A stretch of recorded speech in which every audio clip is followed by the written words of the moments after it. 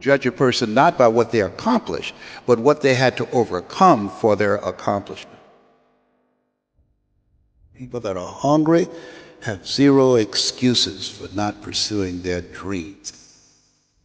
And they come back again and again and again. They operate like Willie Jolly, who said that a setback is a setup for a comeback. I've got a saying, if life knocks you down, try and land on your back, because if you can look up, you can get up. You can get up, get up, get up.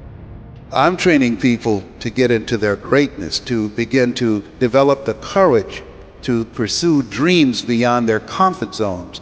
Because in order to do something you've never done, you've got to become someone you've never been. When you're pursuing your greatness, you don't know what your limits are, so you act like you don't have any. There's never a shortage of opportunities. It's just a shortage of thinking. Because some things are taught and some things are caught. When I was in the 5th grade, they put me back from the 5th grade into the 4th grade. I failed again in the 8th grade. I have a college training. So being identified and labeled as DT, the dumb twin, it gave me a lot of things to overcome. And so there was no one to dispute what was said about me, and I bought it. Even if you were told a lie, faith comes by hearing and hearing and hearing. You hear it often enough, it becomes your reality. Perception, not challenge, becomes real for you. Someone's opinion of you does not have to become your reality. So if you can track failure, you can also track success. You have greatness in you. I don't know you, but here's what I know based upon my own experience. You have greatness in you, that you have the ability to do more than you could ever begin to imagine. You have greatness in you.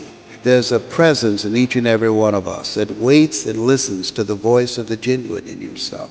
It will be perhaps the only guide you will ever have or hear. And if you cannot hear it, all of your life will be spent on the ends of strings that somebody else pulls.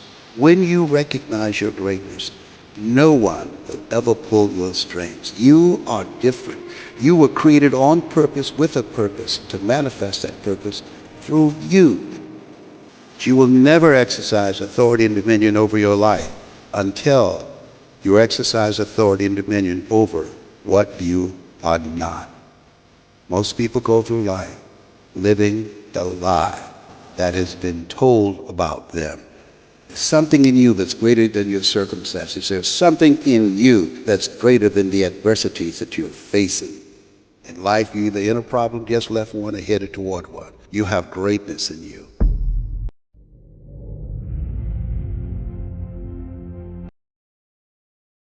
When you're pursuing your greatness, you live from a place of the willingness to live life courageously, to be willing to take chances, to become a risk taker, to make impact, to go beyond believing to knowing, to lean not unto your own understanding, to feel within yourself there's some cause, there's something that's bigger than me, but I'm never alone in facing this.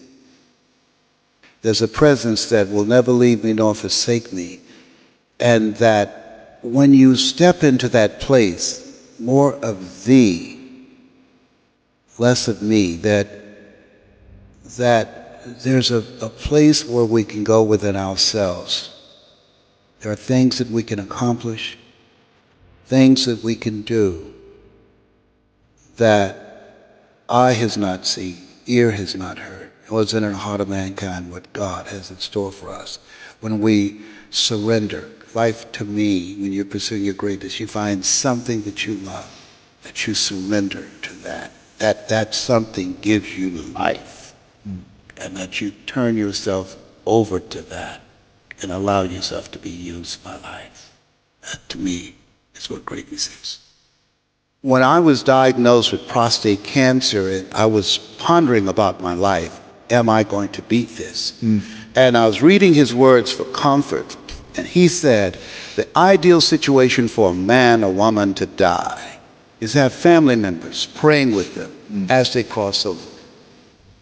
But imagine being on your deathbed and standing around your bed, the ghost of the dreams, the ideas, the abilities given to you by life, but you, for whatever reason, you never pursued those dreams. You never acted on those ideas. You never used those gifts, and there they are looking at you with large angry eyes saying, we came to you. Only you could have given us life, and now we must die with you forever.